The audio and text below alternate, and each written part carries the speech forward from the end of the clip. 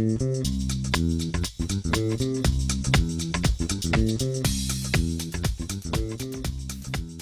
everybody, thanks so much for joining me today. It's nice to have you guys here for the drama panel. I wish we could have done it the way you guys were set up there, like just talking while you're like this. I'm gonna try to turn as best I can. I guess I want to first start, covering TV. I'm often having conversations with my colleagues about all that's going on and all that's changing. I guess I sort of want to throw it out there. What do you find fascinating about the current state of TV? Is it the way people are watching, like in any type of device? Is it the amount of time they're willing to spend watching, like over the weekend, like they'll sit 12 hours sometimes? Or is it the way that they're engaging on social media? What do you find interesting right now? I think the word binge coming into our lexicon is a really great thing. I think that's, people say on the street, they go, I binged watched you last night. And it's sort of a weird new verb. I like that. But I'm most excited about the fact that there are so many options and so many channels and so many ways to stream and see things that when people are passionate about something, they really let you know because you might not have heard of it. And I think that's people are talking about things when they really, really like them and really engage with them. Whereas before, I think you could always assume that people would know things that you were really excited about. So I like that. I think more choice is good. And social media, because that's where I find a lot of shows. Like, I heard of a House of Cards, of course, but then when I saw people talking about it on my timeline, it made me go, whoa, what's this? And then I watched it and I was hooked. Did you binge watch? I did. Yeah. That's the only way I can watch television because I never have time to sit down and catch an episode of anything. So it's a great way to sit and catch up and not have to wait in like the agony of what's gonna happen next. You can just watch the entire series in one sitting with a bottle of wine. With a bottle of wine. We're starting to lose our ability to put off short-term gratification though. Like the idea of waiting now another week to watch a show, I've always hated that, but maybe it's good that you hate that. Maybe it's good to kind of not have to. Now you can just plow through. I don't know, I mean, I love it. I'm the same as you. Like, I just want to keep going with something, but I wonder what that's doing to us internally now. Because that's how you watched the first season of Masters of Sex, right? Didn't you sit down and sort of take it all in? Yeah, I just watched all 12 hours of it in 2 days or something, and it really, I think that reinforced the idea that I've heard people saying that a whole season of a TV show now is like making a 12-hour film if it's a 12-episode thing, and it did reinforce that in me. So then when I came to do the other seasons, I'm sort of thinking of it like that more. And I don't know if that's a good thing or a bad thing. How about, I talked to some directors and showrunners, just how it sort of changes their process, knowing people are sitting down with it and sometimes watching 5 or 6 episodes, and the way they're watching, like sometimes they're watching on a phone, so does it change the amount of clutter that's on screen when you're directing, knowing that people are watching it smaller, and some say, they try to streamline. For you as actors, does it change the way you're sort of taking on the character? Like, do you feel like you need to be more subtle with some of your choices, knowing people are gonna be with it for a much longer time, or do you feel like you have to remember what happened in like 7 episodes because people are gonna like sort of remember? I don't know if it does it. Try and do very tiny gestures because if I'm on a tiny phone. I think Never subtleties. know. That's true. I think subtleties even are thought of overrated. that. Yeah, I never. Now I'm gonna worry. Now I'm all confused now. Or actually, when you know people are going to watch it on their phones, you do everything real big. How you like headbutt the camera. But this interesting thing about connecting the dots. I didn't think about it because of binge watching. I just thought about it as a series overall because when you get finally the 12 episodes or however many episodes in the can, it really does play like a one big movie, so I do keep that in mind. Well, I'll bring up something that was in episode 3. I'll bring it up again in episode 12 just to connect the dots. But I never thought about it like that. So that's my excuse. Yeah, I came up with that because of this binge watching. Well, I would imagine, like, you're talking about social media, Taraji, and with your show, part of, it seems to me from the outside of it, part of the excitement for people is kind of just the reaction to what happened. Oh my God, what's going to happen? And so having the gap is really important in a way, for social media, people to exchange their ideas about it and get really excited about it. Whereas if everyone just watched it all in one go, they wouldn't have that opportunity in a way with a show like yours. I imagine that's part of what's exciting about it. Well, if it's appointment TV, if you have to sit down and catch it, well, then the thing is that if you are heavily involved in social media, then it becomes, oh, I don't want to miss it. I don't want any spoilers. So you have to sit down and watch it. And then it's like, okay, I can join in on the conversation or the Twitterverse, you know. Yeah, social media has I definitely don't like how changed the you, game. when you, people get really annoyed because of the time difference in this country. Yeah. That I'm they one say, of those people. Well, Tell me why. well, Tell like, me why. because they say like, you know, oh, you've got to live tweet the Oh, show, yeah. and you're live tweeting it, but it's not on yet, and sometimes, like on the Good Wife, it's always late because of the football. Yes. And so some people see it and other people, and people get really pissed off. I think, why aren't you watching the telly instead of looking at your Twitter? Oh, then why do you do live? I mean, it's also a terrible thing, I think, in a way, to say to an actor, would you please, whilst people are watching you in this episode, distract their attention by writing inane comments about what you did during the filming? It's a really, when you think of it, it's not very respectful to yourself. That's what I think. Yeah, I mean, our show, I think, is in some ways quite sort of traditional, and you know, it looks quite sort of old school in certain ways, and I like to think of it in, like, my own taste is for something that has things threaded through the entire series, and you know, it does need concentration. You do need to focus on it. So I feel the same way with our particular show, that the idea of live tweeting and all that, no, just sit and watch it. Yeah. Enjoy. It's kinda But I hard think for to other do. shows, it's really great for it. It's I hard to live do it. It tweet is a anything distraction. for your About show. our show. Thank you. What you were saying, it's hard. It's hard. No, to it's do. hard to do because you can't keep up with all the tweets, and you know, it's really hard to do because you're actually trying to watch it, and then it's like, oh yeah, what was I going through in that scene? Yeah, that's the scene I was really sick. I had diarrhea. You know, it's like You guys try to tweet read- while you're watching? So, no, it's not like as a rule, but sometimes they say, like, if it's Yeah. the first night of the season, they press people, Those people ask over you there. to do a live tweet. So you like tweet going like, oh, this is this scene. Oh, look at my hair, and then you know, oh, this is I the bit when see. blah blah. So Just to that's like, interact with it's the becoming like a thing, a press thing, on certain episodes, and sometimes people just do it just for themselves. I mean, just do it anyway. Well, and it must be hard with a Netflix show because there's not a set schedule where you know everyone's around it, but you're not on Twitter like watching how people are responding to it, right? Right.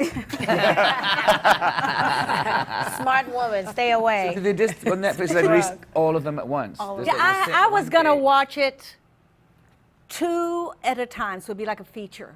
You know, Right, watching yeah. it each day. I watched it all in one day. Yeah. I completely binge watched. I like that's- binge watching. Me too. It's good. And do you think then people will watch it, more likely to watch it again because of they can get it all at once? I don't know. You know, it's kind of a phenomenon. It just Yeah. It just sucks you in. Yeah. Binge watching is like you can binge watch and binge eat at the same time. Fabulous.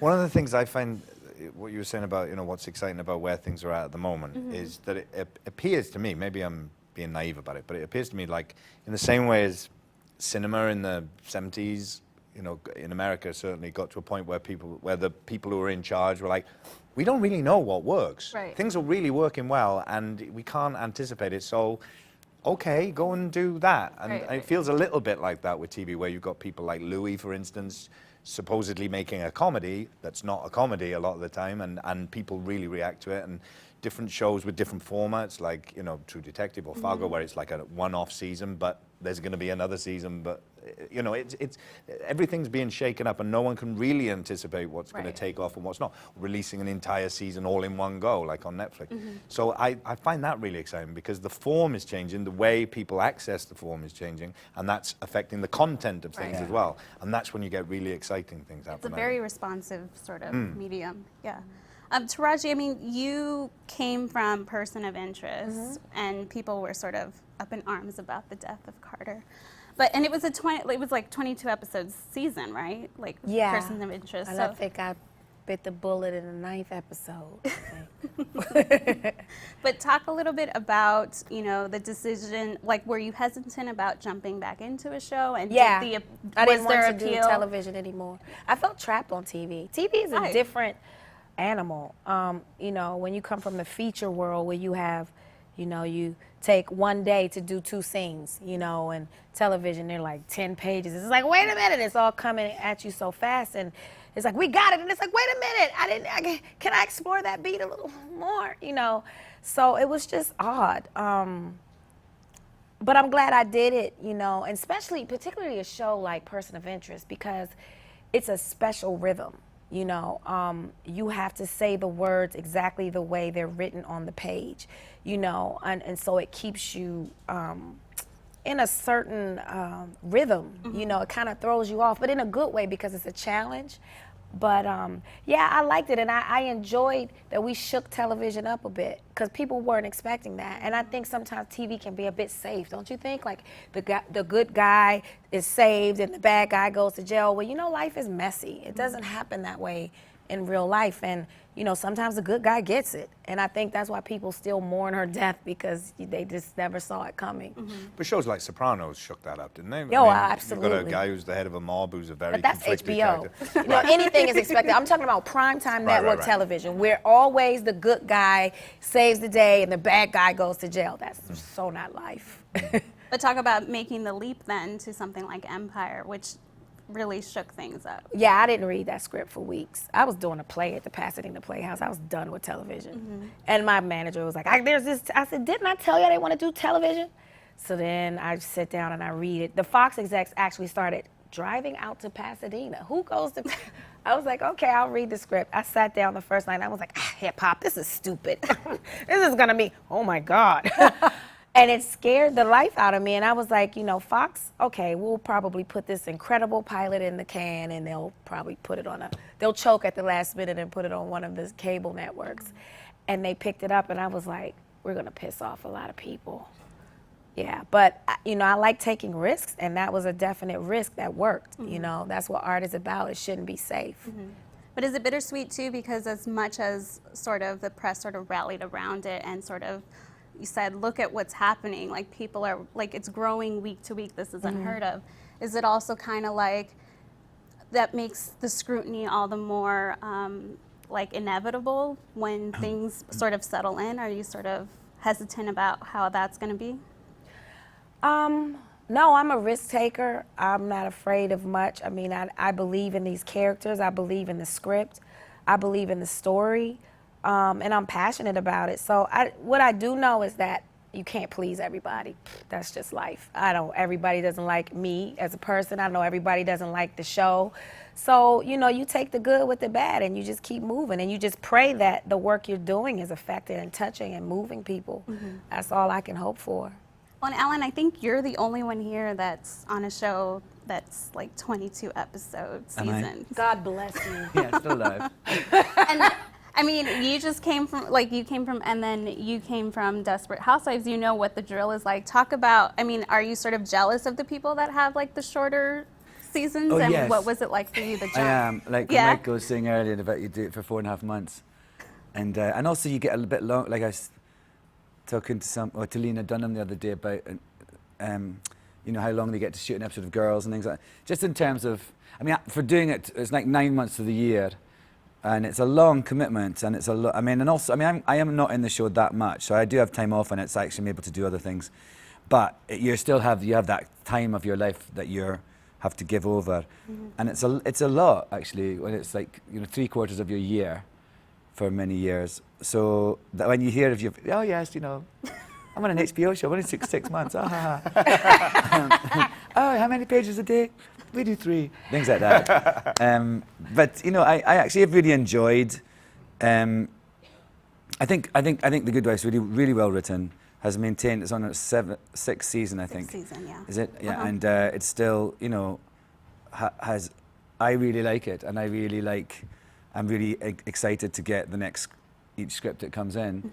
And I think like what Michael's saying, I think we're living in a sort of golden age of television right now, that because there are so many different ways to see things and so many different, you know, there's all these different niches, everyone can find something they like. So actually it means that we're not so fed the same stuff all the time. And that's actually really exciting because, you know, even within The Good Wife, what I really like about it is it sort of moral ambivalence. That thing you're talking about, that some, like, you know, now Juliana's character starting to be a bit of a bitch. Yeah. And so, You said know, it, I didn't. And she's, and I love that way that the kind of it doesn't tell the audience what to think. And I think a lot of television in the past, until this kind of renaissance that we're all a part of now, told people what to think, and now you're challenged and you have to make up your own. And sometimes people you hate, you suddenly are sympathetic towards, and sometimes the lady that you think is she's the good wife suddenly is doing things you're like, what the hell's going on here? So I think it's more exciting as a performer to be in something like that is not just corresponding to kind of old patriarchal ideas of what it should be like. Felicity, how did you make with the transition, and do you sort of wish you had more time to explore Barb, or is this the right amount of episodes to be with her? I liked 11 episodes. I liked 4 months. It was sweet. You could get it done. I don't have to go back. No, I'm okay saying goodbye to Barb. I mean, she's a noble woman, but you don't want to have dinner with her. How was it getting into that mind frame where, she has these sort of bigot kind beliefs, but she's not like a hard and fast sort of bigot? Talk about being in that and trying to understand where she was coming from. I think she's a racist, not a bigot. Whenever I talk about acting, I can see the will to live just leave people's bodies. So, so forgive me, and I'll make it short. You always have to find something that you endorse. So no, I didn't play her like a racist. I played her like a mother who's trying to take care of her son, which indeed she is. So I say her motives are noble, but how it manifests is somewhat questionable. So I tried to hew to that line so it looked like she was driven towards something as opposed to just being unpleasant. Michael, do you sort of relate to that given Mr. Masters? Yeah, I sort of perversely decided that I was going to try and play the most unlikable character on TV and see if people could still empathize. And I thought, and that was part of what was exciting about the project, and also the fact that he's not just the main character. There's two main characters that kind of balance it out. But they had wanted to make him a little bit warmer, right? And you pushed and I against resisted it Yeah. every step of the way. Well, I just wanted to. I wanted to see. I thought that the way the form was going on TV, the nature of the episodic way of telling the story allowed for a greater complexity, and I wanted to see how far I could go with that, and whether an audience would go with it. And given that the character is a real person, and when I was reading about his real life, you kind of come across the fact that he used to have the shit beaten out of him by his father randomly, and so kind of go, well, I'm gonna take this on. I really want to do this, and if we're gonna tell a story about a man who is a difficult man, and there are very real reasons for why he's a difficult man, then I really want to go on that journey. I don't want to do shortcuts. I don't want to. If it's going to be about a man who changes over time, then I want to really do this journey, because we're at a moment where you can, and so I wanted to try and do that. And that's been hard, because people then come up to you and go, he's such a your character. He's such a I don't want to get into like, yeah, well, actually, he's been abused. You say that about everyone who's been abused? I'm sorry, but I get, you get personally involved, because I don't, I mean, I've said this a lot, but I don't play anyone else. I play me. I play different versions of me, or me in different circumstances, but it's me. If you come up and tell me my character's a dick, you're telling me I'm a dick, and I will punch you for it. No, but, that's it. I get very worked up about it. So He gets like Cookie. yeah, but, Carry a broom. yeah. Well, episode 3 of this season was sort of a turning point in the way I viewed Masters. Was it a turning point for the way you sort of viewed him too? Because, it's this like incredible episode where so much of it is taking place in a hotel room, and you guys are both in bathrobes, and you're it's pretty much in real time. It's like a play, really. And you're revealing yourself in sort of role playing, and this is where we're learning the most that we've ever known, sort of, about his backstory. Well, I resisted giving too much away about who he is. It's like I used to talk about it like the shark in Jaws. As soon as you see the shark, the game's over, it's done. But if you are aware that there's something under the water and you don't quite know what it is, hopefully it's compelling. And so part of what I did in the whole of season 1 was to not show the shark. Didn't want to show the shark. and then when we did come to kind of show a bit more of what was going on in that particular episode, I was so scared of like, if you give away my secrets, like that's the engine of what I'm doing, and if we give too much away, and everyone was like, no, we can do more than that, and I was pulling back, but I think it worked all right. But then you have to kind of go, okay, well, where does he go now? How do we move on? If that's not what's motivating everything now, then how do we move on from that? And that's what, we've just started the new season, and discovering who a man is when certain things that have been terrifying him. I mean, the big motivation for me, part of why people think he's such a is because the way he is with his kids, and he's terrified he's going to do to his own kids what was done to him. And so, but that looks like just a horrible man who's not a very good parent, and that's a big thing of what we're exploring in this season. Well, you mentioned like some of the pushback that you've had to do, and that sort of brings up the topic of the relationships that you sort of forge with the showrunners and the people behind the scenes, the writers who are sort of crafting where your character goes. Do you feel like you can tell John, I don't know about this, I don't know if this is something she would do, or do you feel like you could tell Robert and Michelle, I don't know if Eli would do this, or I want him to do this instead, or?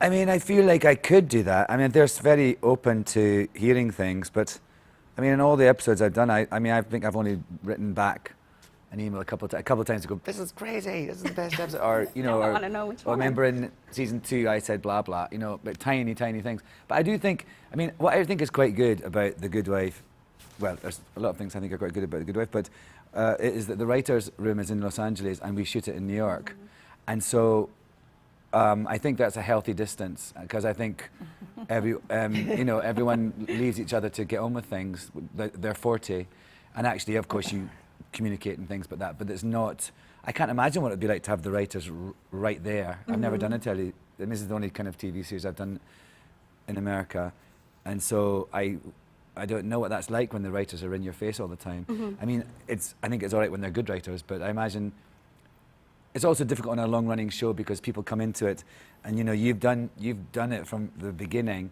and you know a lot about. I find that weird with directors actually, that doing films, you're looking to the director to kind of know more about it than you do about the characters, and then something on TV you know more about it because these are new people and they haven't seen all the episodes and don't know the storyline. So it's an interesting kind of change. But in terms of the writing, I think the Kings who do The Good Wife are so lovely and so clever and open, and always open to hearing things. But I actually trust them implicitly. I just, as I say, I really look forward to seeing what's going to happen. Taraji? I'm very vocal. Yeah. I mean, for the first time, this show, Empire, and the structure and the environment on the set really made me fall in love with TV. I mean, like, it's an actor's playground. I mean, we have freedom to say, because at the end of the day, you have a group of writers and they have all the characters on their brain, right? I live, eat, sleep Cookie all season. No one knows Cookie better than me. Like, I wrote her backstory. I give them ideas. Oh, this is why Portia, that's why she chose Portia to be her assistant. They'll give it to me. And then I write the backstory. And so, they trust me because a lot of the zany one-liners are straight from me, because that's the homework I did. I know her so well. And it's just beautiful because when you're free, you're uninhibited. And when you're uninhibited, then you get to create these zany one-liners that people are going crazy about.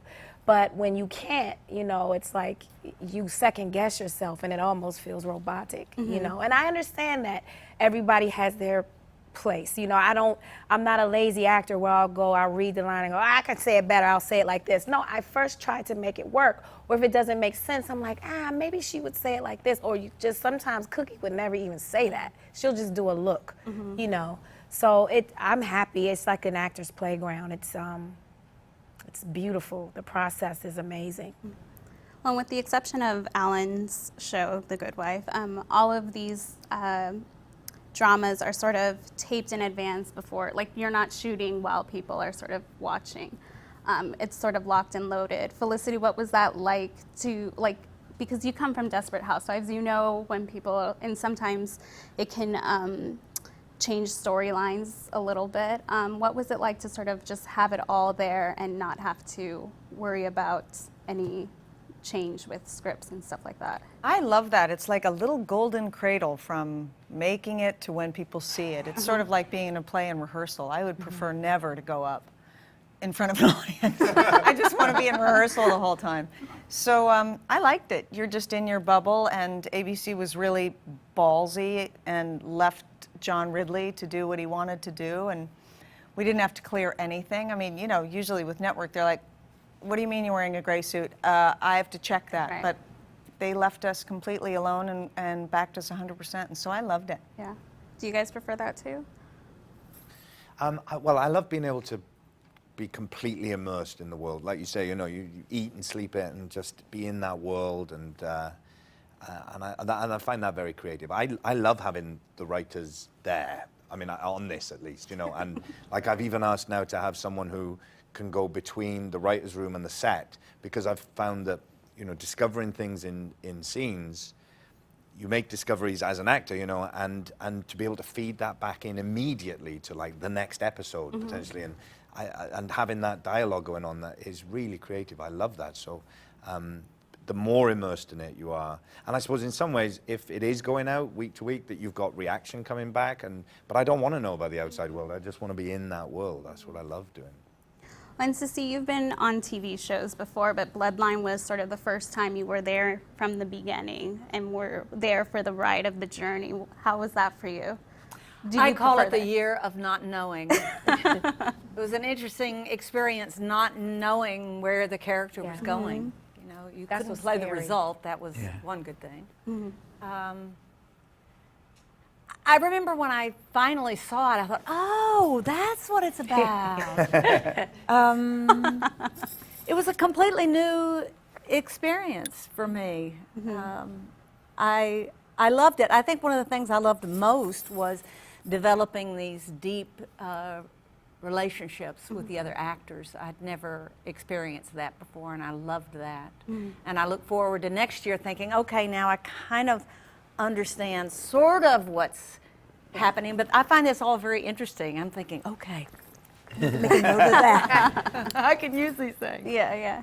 Well, you mentioned family. A lot of these shows deal with the family bond, and you know that's sort of a crucial element for a lot of these characters too. How do you sort of develop that bond so it feels like you've known these people all your lives when you're in front of the camera?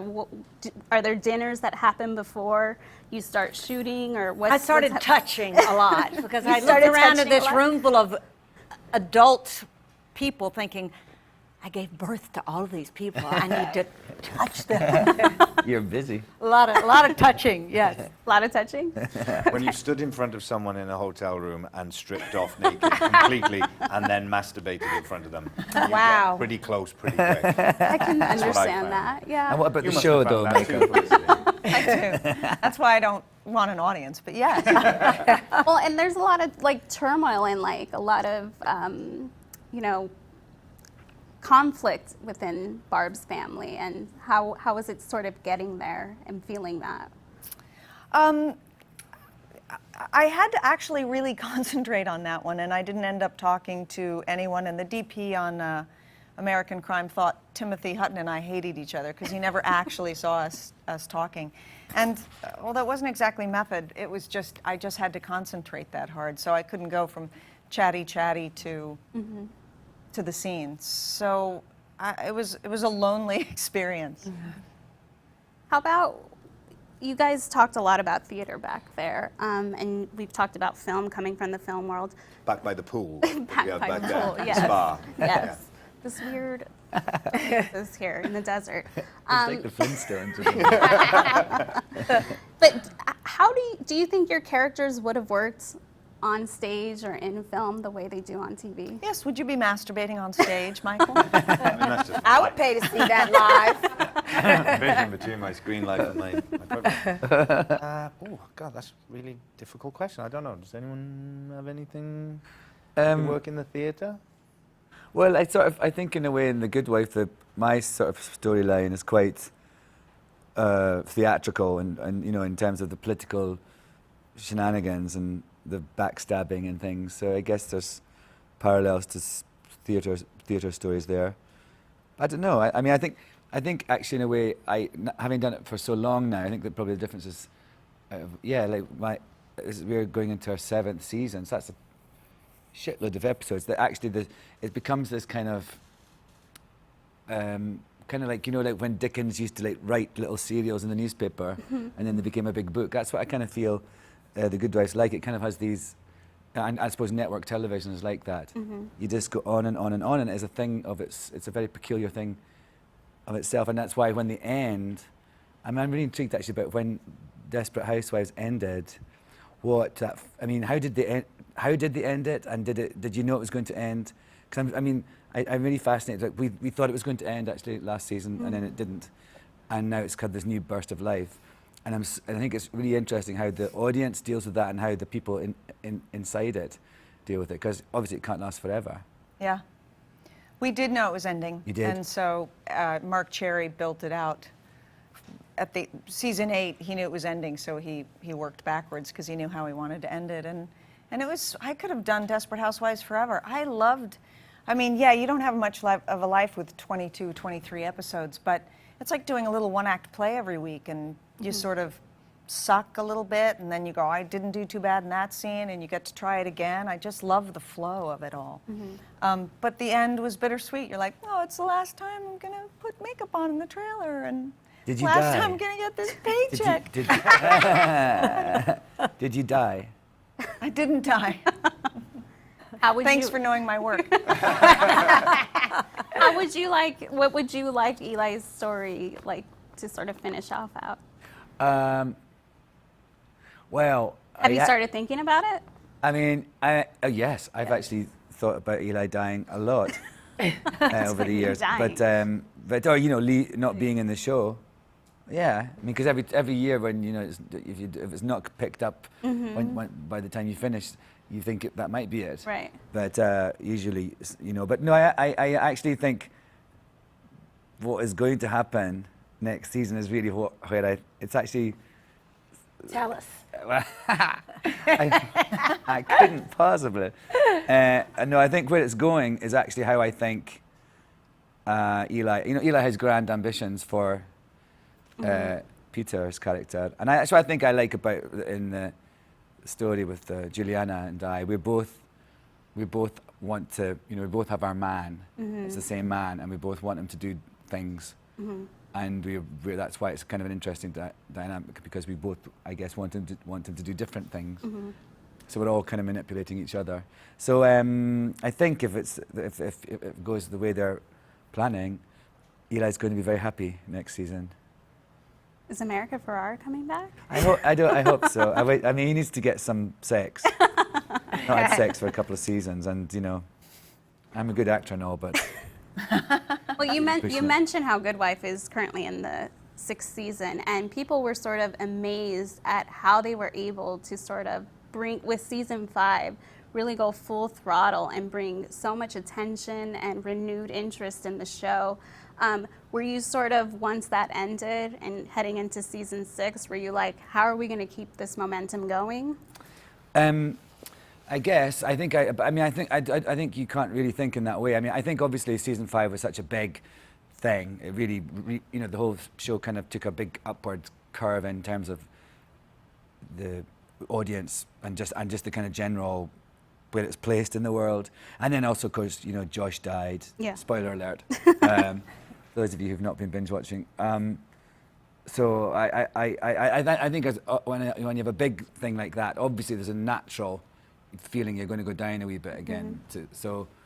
But I don't think it's necessarily my place to worry too much about those things. I think actually you just have to. There's a lot of trust, I think, in a long-running TV show. And especially as you get more involved with the character, there's more at stake for you personally. But I really do trust the people that make this show. I think they're really great. Well, when you're, you've woken up in the morning and you're still yourself, but you're getting ready to go to set, and it's time to get into that character, what helps you get into the mind of Barb or, Masters? Like, is it the glasses, the wig, just putting on the coat, or what helps you get into that character? Paycheck. Do you wear a wig? I like to kick baby birds. Do you wear a wig? Are you wearing a wig now? Wonderful.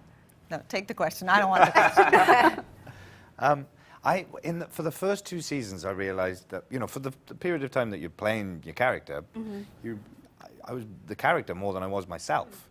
So it started to kind of become slightly blended, and I remember thinking, I'm really not a nice person. People on this set really don't think I'm a nice person, and I'm a nice person. But I was spending so much time as the character, I guess, and so I think for me, he has a real uniform. He has the bow tie, and so as soon as you start, and the hair and all that, I'd look so not like myself, I think, when I'm playing the character, that just that process sort of helps, I think. Yeah. Raji? Yeah, definitely the furs. I'm not a fur person. I don't do furs. I'm just not interested in dead animals on me. But Good for you. yeah, but I don't judge my characters. So for me, it's definitely the costume, because she wears a lot of jewelry and a lot of leopard. Yeah. But yeah, so it's definitely the makeup and the wardrobe, because it's so like bigger than life. I feel. Hair. Yeah, I obviously have chopped all my hair off. I literally went from the last day of my last scene on The Good Difference season 6 was shooting on the steps of City Hall in New York, and I went straight. Normally I have to go to because they've been putting. I had black hair for when I was doing cabaret, and then they would put silver Sharpie. In my silver Sharpie in my hair. They tried all these things. Had a wig. It lasted 3 episodes. It's up front, Emmy. The episode arc, and then they when they came back, they said, "We found the perfect way for your hair to look like Eli's used to look." And I said, "Really?" And he said, "Yes, we tested it on your stand," and it was silver Sharpie in my hair. So every scene for the last 10 episodes, I'm, when they do last looks, they come in. I'm high on Sharpie. And it really works? Yeah, I guess. And except when they make a mistake and I've got the big silver mark on my head.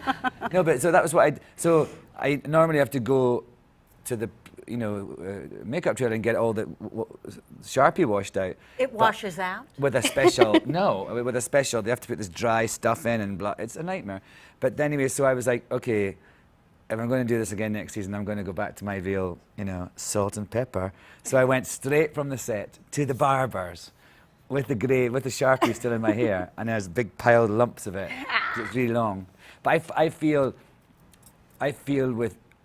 so alien to my character. I mean, I obviously look a bit like him, but aside from that, we physically and politically and well, not politically, we're kind of on the same. We have different. We have a different modus operandi, but I think we have the same, lefty leanings. But I just feel he's so completely his energy, and we're so different. So for me, I feel like it's like being a drag queen. I feel like when I put on Eli drag, and they do my hair all zhuzhy like that, and I'm very, I come with floppy clothes, and he's all tight and suits and things, and so it's very constricting, and I think and even his hair, his hair doesn't move, and I said there's a hole in the ozone layer above Brooklyn, above Greenpoint for all this For all the hair spray products. they put on it. Yeah. But I just feel it's actually a really great, someone who is so different to me.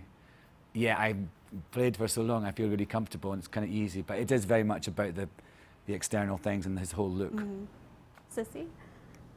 Definitely the heat and the mosquitoes. The heat, yes. And the location Uh-huh. keys is really That did it. the thing that triggers it all. I realize I'm there. I'm in Florida when I wake up. Which bit of the Keys is it? He's shoot it in? Isla Mirada, beautiful. Yeah, But we were there in the in the heat of the summer. the summer, and it was. Yeah. I was always looking for shade. Yeah, well, pale people. Was there a scene for you that sort of stood out that you sort of felt like was powerful for you in playing your character? Like, yeah, was but they cut it out. They did? No, Which no, just one? kidding. Sorry. Go ahead. I mean, like the scene where you find out Danny's dead, it was like, how many takes did that take to sort of... So many, so many takes. Yeah, that was challenging after 10. It's all kind of a blur for me. I mean, I just took one day at a time. I didn't think of the overview, because in film, so much of it, you're planning. You're thinking, oh, I have got to do this here, I'm going to do that here. Oh, I didn't do that here, I'll do it here. And there's none of that. So I was just trying to be in the moment and watch what everybody else was doing. Copy. Alan, did you feel like Eli had a seminal moment this season? We see your daughter a lot. Oh, yeah, I mean, she's around a lot, yes. which So is a talking good sight seminal. to see. Thank you for that joke. Yeah, I mean, I have to be honest, I've actually not seen any of this season. Isn't that terrible? That is terrible. I'm going to binge watch, but I've not seen it. And then I would. Remember acting it? It's all a blur. all a blur. So many It really is a blur, episodes. but I don't. And then I missed some, and things. I was off for some. I think in a way I'm actually really intrigued to watch it in a bingey way, because I was always working this past year so much, and I didn't want to see it like when I was tired or blah blah blah. So, but there was one time I was upstate and it was a Sunday and it was on, and so I thought, oh, I'll actually watch it in real life, like when it's on TV. Yeah. And I switched on the telly and I got the time wrong. It was just, I thought it was on 10 o'clock, it's on at 9 o'clock. So I'm really bad. So I'm not too sure about this season. I think I've definitely felt like what I really enjoyed is the growing tension that Juliana's political career kind of vying against and I've been torn in a way. My character's been torn between his boss and he wants them to stay together for the political future of his boss, but also at the same time he's helping her have a political career. And I've really enjoyed that. I mean, if anything, he's got more tense and more. Yes. And I think he's had to work harder at manipulating. Juliana's not as easy to manipulate as she, or Alicia. When it So- leads to angry Eli, which everyone loves. Everyone loves it when he gets Everyone bitchy. loves I know. angry Eli. I know. I think it's funny. I see people make gifs of him. Oh, really? Yeah, doing kind of like, faces and things. And I really enjoy those scenes. They're great to do. And it kind of remind me actually when he goes on a tirade. It's sort of like those old-fashioned films, like old, people don't speak that much, and I love telling people to shut up and things. And and the way they shoot them, they get to do quite long takes, even though they cut them. But it's good to get a good long slap at it. But I think in a way, if anything, Eli has. This year, his character has been more stressed, and so that's why I'm excited about next season, because if it all goes to plan, Just tell us already. I can't. I will get in such trouble. I've already got into trouble for. Well, and Taraji, you get a lot of attention for like the crazy things Cookie does, or the crazy things she says, or like the big brawl she had. But do you prefer playing, like, what do you have most fun, playing those scenes or playing those quieter moments where we see her sort of raw and vulnerable? Yeah, I think the quieter scenes, because it's all internal. It's easy to fight and when you're mad, but when you have to play those quiet moments, and you have to hide them from people, because humans really don't want other humans to see them at their most vulnerable. So that's where the real work comes in.